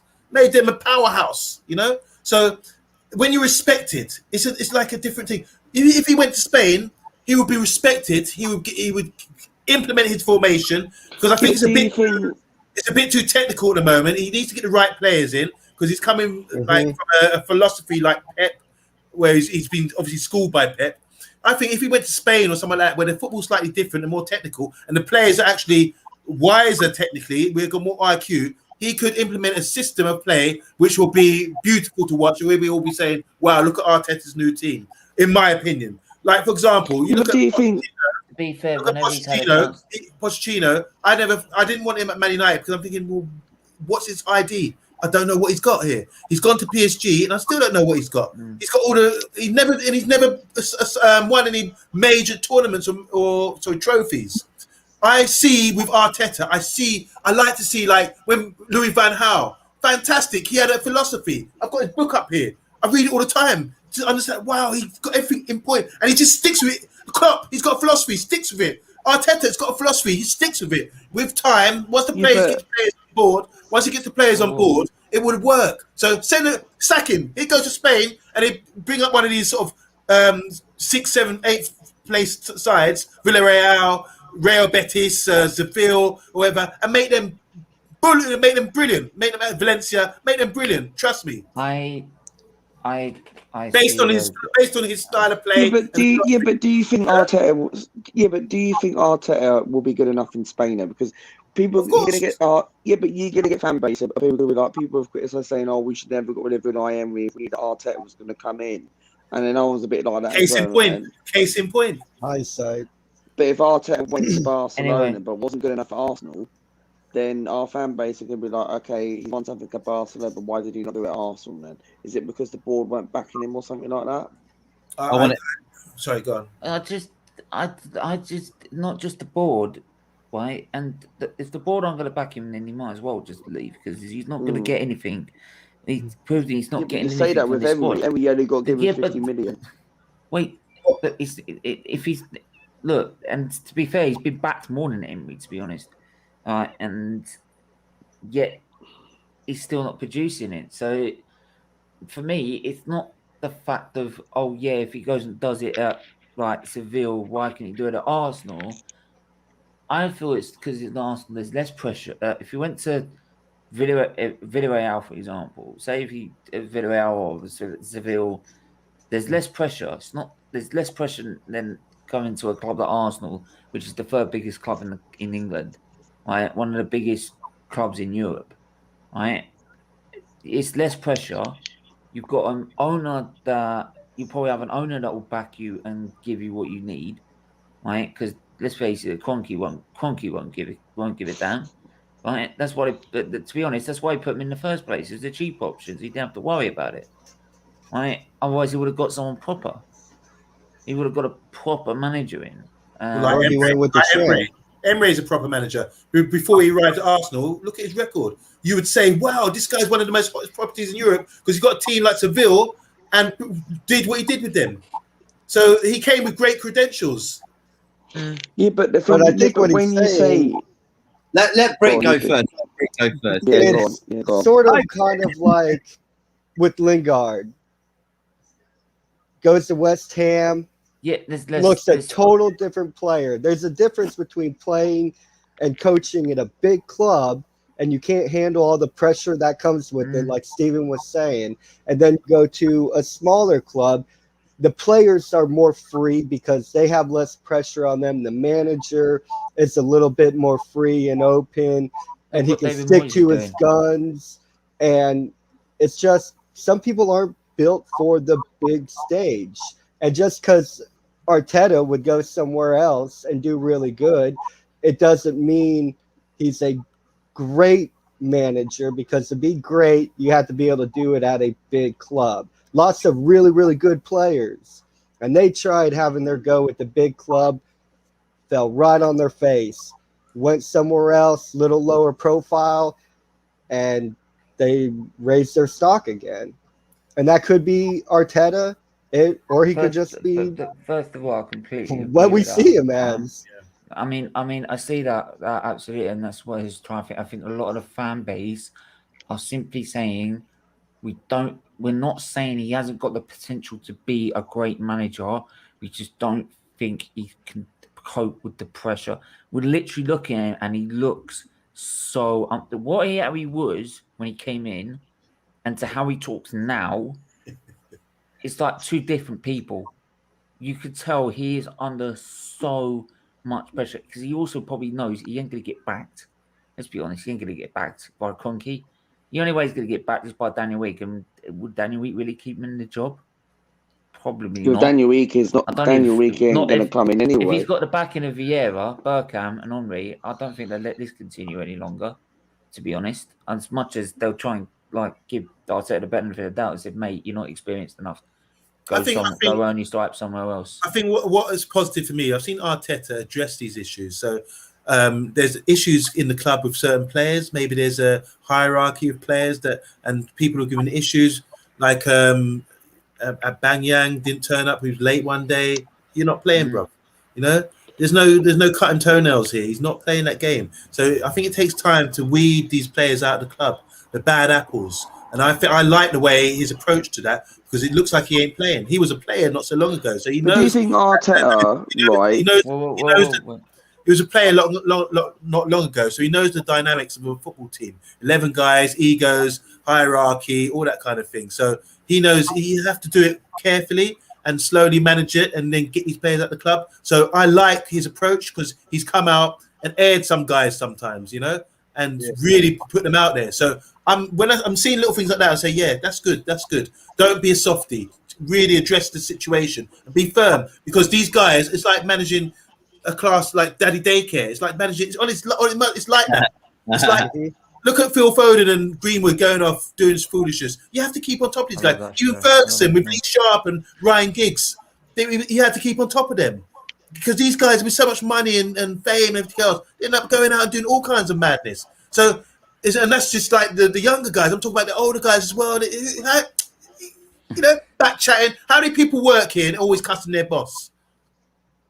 Yeah. Or back chatting about their boss. Don't deny you do that, you know. So I think looking for a new job. He's got a big job on, and I think he's got a big enough personality, because from what he's showing with examples with Aubameyang and dropping guys, you don't know what's going on behind the scenes. It's not starting. Do you think with Arteta, right? Sorry to cut your time, but do you think with Arteta, right, that what you're saying about approach, right? Do you think like the only positive thing you would say, if you like, what Arteta is doing is literally just the positive thing is like he seems to like calm the players down. Like everybody has forgotten like that game. I can't remember what game it was, but Aubameyang got dropped, and then literally it's all forgotten. Do you think that's a positive thing to actually approach? Right. What do you mean? I don't understand. No, what I mean is like, sorry. Basically, I think it was, what I mean is, yeah. What were you saying? I think I agree with you. I understood what you said. I think it was the fact that you were saying that he's trying to tone it down and he's trying to get rid of the people that don't want to be there. Has it made an influence on Arsenal in a progress? Like, and I think it kind of has. I think what Amonde was saying as well is the fact that he's pushing out that bad negativity. The players that were on so much money that were like, well, I run the club, I'm here, like I'm on the biggest wages, so I can say what I want to do. Like Ozil, for instance, like playing midnight or 4. Good example. Mm-hmm. Yeah, of course, right. Of course. And they got rid of him. He had to get rid of him. Like he was probably your best player still even then, but he had to get rid of him. His interest was not there, and it has to be in the club. If you're not interested in playing for the club, out you go. And I understand that. And I agree with that completely. It's just that, Serge Gnabry wasn't a good example, though. Unfortunately, that was who got rid of him? Wenger. He left on his own accord. Nothing to do with Arteta then. That was Serge Wenger. Stephen. That was his move to go. He wasn't given the contract, and he was because Wenger never gave him a chance. And He said Gnabry scored Would you 4 ever see goals Gnabry against in the Tottenham. team?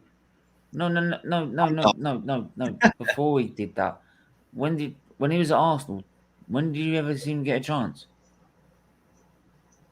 I didn't. And I think that's what Amonde was saying. Like he wasn't anything then. He could have been something. They weren't giving him a chance. No, but they didn't give him a chance, so they shipped him out to Bayern Munich. He didn't go on loan initially. He went on loan to West Brom. Did he go West Brom or? Yeah, he did. Yeah, I think West so. Brom, yeah. But but that he's amazing. I mean, when he's fit, he's fantastic. That must be like Iceland. Yeah. Yeah, I mean, Gnabry's release clause right now is probably about 100 million. So, wow. Yeah, he left for Werder Bremen originally, and then he went to Bayern Munich. Ah, right. That's after a loan spell. He didn't go to West Brom. Oh, crazy. Yeah, he did a loan spell. And then he. Right, so I think there was an issue. I think when he went to West Brom, I think there was an issue that he got recalled or something, thinking he'd be back in and playing games, and they let him down. I've heard something. Yeah, that's what I'm saying. Wenger didn't give him a chance in that side. But look at the Phil Foden Sancho issue. They came through the youth academy, killing it. They were outstanding at youth level. But Sancho said, "Well, I'm ready now." Look at Angel Gomez. He was saying, "I'm ready now." Pogba said, "I'm ready now." But it's like, you have to groom these guys in. And there's a lot of these things say, "You're too young. You're not ready." Greenwood's ready. Sacco is ready. You know, but they could have said, "Saka, you're not ready." I was shocked you spent all that money on Pepe, and you got a guy in the youth. I'm saying, but this guy's just as good, if not better. And you spend this money on this guy. You know, it's like the Wayne Rooney thing, isn't it? 16-year-old at Everton, you kind of think the guy's ready. Like you can see he's ready. You're giving him the chance, and he's proven it. Man United bought him, and he scored a hat trick on his debut. Yeah, Fenerbahce. And like you think like he's 17 or sorry, he was 18 then, wasn't he? And you kind of think like you've got to give these players chances, whether they're at Everton, West Brom. It don't matter, does it? But the difference is with Rooney, you could tell he's got the mental and the characteristics, the mental and the character to do it. If you see the Rio Ferdinand show the other day, he got something called 5. He does. It was Rashford and Rooney, and they were talking about the debuts. And Rashford saying, "Oh, I was on the bench. I didn't think I was ready." And I see Rooney thinking, "I was ready. I've seized that. I've snatched that. Give me that." And Rashford scores 2 goals against Arsenal. So yeah, when he got the debut, he did score. Yeah, on his debut scored in each of his appearances. But yeah, great. Arsenal got some great youngsters, some really good youngsters, and it's good that they're coming through. I think Arteta needs to set an example to them, like what he's doing with his discipline. Hey, Martinelli. Yeah, and being firm. Yeah, but maybe it's a Phil Foden issue. Remember a couple of seasons ago, they're saying Pep's killing Phil Foden. He's not bringing him through. Now they're saying, well, look at him. Whatever's going on with Martinelli, he's obviously got the quality. Because he was killing it before the pandemic started. He killed it against. He saved them a point. Saved us a point at Chelsea, right? 1 player of the month. That month. Yeah. And then we never saw him again. Didn't he get injured? No, never saw him. No injury. I thought he had some long-term injury issues. No, he dropped in. Then after the pandemic, there was that game against Man City. Didn't play him. Game against Brighton, didn't come on. Everyone needed a goal. Didn't play him. Was struggling to score. And then he got injured. And then when he came back, he played against Chelsea, or 2 games before that, and then played Chelsea as well. Killed it. Well, I think the first one he came off the bench, and then he played Chelsea, killed it, went injured, then came back, played another 2 games, little knock, and then was back on again and was playing 1-2 games, and then dropped. Stephen, are you reading from a script? How do you know what it is? You got an encyclopedia brain, man. You're a proper fan. I'll give you that. I'm not sure. There might be. No, I believe you. It might be wrong in a bit. Wow. It might be wrong in a couple of games, but yeah, it was like if he did in the end dropped him, and then it was a nightmare trying to get him to just come off the bench. And when he came off the bench, he came off about 5 minutes left, and then the next one was 10 minutes, and then 15 minutes. Oh, and then we're playing him in a game that actually means nothing at all. And I'm like, ready? Is he ready? He's been ready. He's been ready since he first turned up. Has he got the character? Yeah, he's bagged 5 goals against Liverpool. He's bagged he's bagged a brace against Liverpool at least. I think it was a brace in that game. He would draw 5 all, went to penalties, and he scored. He ran all the way down the length of the pitch at Stamford Bridge from a corner. Right? Put the ball in the back of the net. Yeah. Right. So he's ready, right? He's killed it already this season. Whenever he's come on, made an impact, and every time he's made an impact, we're like, "You've got to start him. You've got to start him." He doesn't start him. But the thing is, if you would start my do you reckon we would have gained more points? Yes. Because we would have more attacking intent. Where would we be in the table if we started Martinelli? I don't know. Maybe in a European spot. Because we would have more Martinelli plays where? He plays what, left, inside forward? He plays left winger. He can play striker as well. I prefer him on the wing. But yeah. Okay, but you've also got William plays there and Bang Yang on big wages. Yeah, he plays. He's always this is the thing. He was picking Willian over Martinelli. Fair enough. I agree. I think he should. Because Arteta is one of those managers. The reason why he picks Willian because every time he's picked Martinelli to come off the bench and replace Willian, he's done more. Does well. Right. So, it's interesting. I think if you give Martinelli next season and the season comes on, players. I think a lot of players have a lot of impact initially, but once people do their homework, you can get locked up. Do you understand what I'm saying? Yeah. Remember Tino Esprilla do that? You know, he come in, tried his tricks, and everyone's like, "Oh my God, we've never seen anything like this in the world." And then suddenly it dried up because they said, "All right, we know what he does." Same with no one could touch Carlu's cut back. Even if they knew they read the book, they'd still get caught with that, you know. But there's certain. Sorry. I must be. Do you remember Tony Yeboah? Yeah. What Power a goal that was. Sorry. Yeah, Wimbledon and Liverpool. Yeah, fantastic shot. Anyway, we're gonna have to wrap it up there because we can go for ages. It's getting late. It's getting late, man. Well, I'll be jumping on Rich's channel because he needs people. So if anyone wants to catch me on Rich's channel, then follow me on Rich's channel. What's it called? Rich Sport. Rich Yeah, Sports. I think so. Rich Yeah. Sport. Okay. Does he need people? Does he? Yes, he does. I'm going to go on it for a bit. Okay, I might go on there. We're Arsenal fans and Man United fans. We definitely need to be on Rich Sports, don't we? Yeah, right. Trust. We need more than Rich Sports. We need frigging religion, like religion, all faiths, like pray to the Lord, right? Yeah, we need the CIA involved, right? We need to find a way. Don't botch the operation, and you guys will be in league. The last 2 games or last 3 games for Arsenal, we got Palace and we've Brighton. got Palace and Brighton. Who? Palace and Brighton. Home or away? Away and home. But we're wearing our new away kit against Palace on Wednesday. Really? People don't. Oh, are we really? Awesome shirt. Oh, Yeah, we are. Yeah, we are. Well, we'll be wearing Lovely promo. Go look at this kit. Go buy it. We'll be How wearing about in the take Europa. that 90 quid and shove it where the sun don't shine. I'm not getting it. I'm not Wearing getting our it. home kit in the Europa League final. Just remember that, Arsenal fans. All right. Yeah. Yeah. Honestly. Anyway, big up to everyone that's tuned in as usual. Do hit that like button and subscribe button. We're gonna start with Matt. Where can I find you, mate?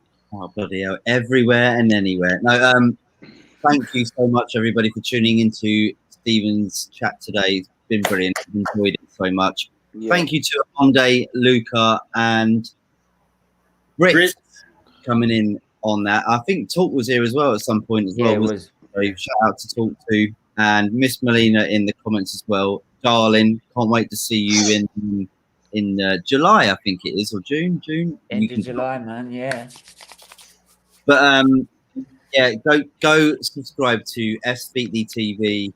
Monetize now, doing amazing things for charity, and that's more important than anything else. So please do subscribe to this channel right now. Press like, share, and you know the rest. Big up. Monday, where can I find you? Yes, I just want to second what Matt was saying. Thank you so much for the invitation. What a great I really enjoyed this show. I mean, I'm sitting back. It's like being at home from home, you know, even though I'm home, you know, brilliant stuff. Great content. I mean, respectful chat. Loved it. It's really insightful as well. Some of the stuff that I was reading with the comments. You can find me at Zacchaeus Forbes on Twitter. No, what am I talking? Sorry. Instagram is Zacchaeus Forbes. Twitter is Omondijuma16. See it there. And on Facebook, I am Yabba, YABBA Forbes. And I'm part of the Man United Agenda, which is FTB Sports Football. Thank you so much, Stephen. Big up Matt, big up Britt, and big up Lucas. And big up MU Chat Talk MU. And everyone else who's tuning in, watching the show. Endorse this. This is the real deal. Thank you very much. Yes, that's what I'm talking about. Big up. Britt, where can I find you? Brit1502, pretty much every social media platform. If I'm on it, that's my handle. Thank you, Stephen, for having me. Gentlemen, always fun being on shows with you. Everything y'all do, don't buy the new shirts. Don't give them more money. Boycott all sponsors. Everything you do, Glazers out for forever until they leave. Do not stop. Keep on saying it loud. And just keep the fight going. We got to get them out. Get our club back. Glazers out. Thanks, guys. And then Luca. Well, obviously, find me on my channel. This is Lucas Life. Yes, I do Arsenal content and also do sometimes FIFA career mode. I'm currently 3 away from 900 subscribers. So if you know anyone out there, make sure. Yeah, so on 897 Wow. right now. So I'm 3 away from 900, and let's get this channel and get the watch hours up. If anyone else wants to watch my playlist, and all you do is just leave the phone on the whole night. You don't have to if you don't want to, but let's get these watch hours up, and I'm 3 away from 900. Big. Wicked. Remember to plug in your phone when you do the playlist, by the way, because your battery will run low. Yeah, of course. yeah, definitely. Big up everyone. Tips of the trade. Yeah, tips of the trade. Big up everyone. Thanks for tuning in. We're back tomorrow with what are we back with tomorrow? What time are we at back tomorrow? Watch along? Any watch alongs? FA Cup final watch along? No, it's I'm doing an FA Cup final watch along, but no, I'm doing F1's Perfect Formula first. Oh wait! You like F1, yeah? Yeah. Okay, I like a bit of F1. I like a bit of F1. Check his F1 show. Yeah. Pretty good. Who's your favorite Very driver good. at the moment? Oh, it's Lewis Hamilton. Okay. Yeah. Okay. It's the GOAT. It's the GOAT. It's the GOAT of Formula One. I'm enjoying Max and Lewis going at it. They're Max, leap years ahead of all the others. And yeah, Max is learning how to eat Hamilton's dust. Yeah. Do you watch it, Britt? I love Formula One. Oh, really? I thought it was NASCAR, not NASCAR. What do you call it? I'm a big NASCAR fan too. IndyCar is our open wheel over here. Love IndyCar. I like you got Grosjean auto racing, man. Auto racing. Love it.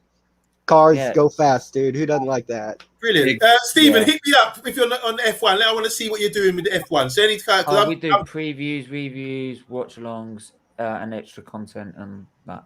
Message me, please. Yeah, I got one tomorrow. So I mean, is there a race this weekend? No, it's next weekend. It's Monaco. Big one. Woohoo! The money. Yeah. I will just say this. Everyone was telling me that during pre-season testing that Mercedes Max is going to walk all over Hamilton. Right, Hamilton's going to be eating his dust. I'm going to be crying over it, right? Because Mercedes aren't there. They're done. They're finished. Heard that before. What we saying? But hold on. I agree. But hold on. Do you mind? Just 2 minutes. Yeah, go on. Just a minute. All right. Let's gauge this, yeah? Look at Perez. Perez is a top driver. Yeah. Same car as Max. Max is outperforming him by a lot. And so I do think the Red Bull, he's overdriving the Red Bull at the moment. He's performing superb, you know, with the Red Bull. Do you understand what I'm saying? So I think Max is faster, but a bit more aggressive, but faster or just as fast as Lewis at the moment. I really do. And they got different driving skills, different, you know, the way they take the torque corners, everything else. This is like Senna, and I remember we used to watch Prost and Senna. It was, this is like that. And it's been a long time in waiting because the Vettel years, rubbish thing. But this it's on. Every weekend I'm on it. I'm well, not every weekend, obviously, but it's so exciting. But I do think Max is outperforming his car. And it's sensational to watch. He's only makes minor mistakes. It's been team strategies. It's won races, mind you. He's getting off. He's starting better. I will just say, to be fair, the first race of the season, he had a clear advantage, and that's been reeled in already by Mercedes. So that's why I said you never write off Mercedes. I was not worried one bit. Good engineer department. What I love what I love about experience, and I'll just say this, is that Spanish Grand Prix, you saw how Hamilton was driving the circuit to limit the strain on his tyres. Yeah. And that's called experience. And that's why experience beats youth every time. Every time. Yeah. Especially when you're on a similar pace and there's hardly anything between you.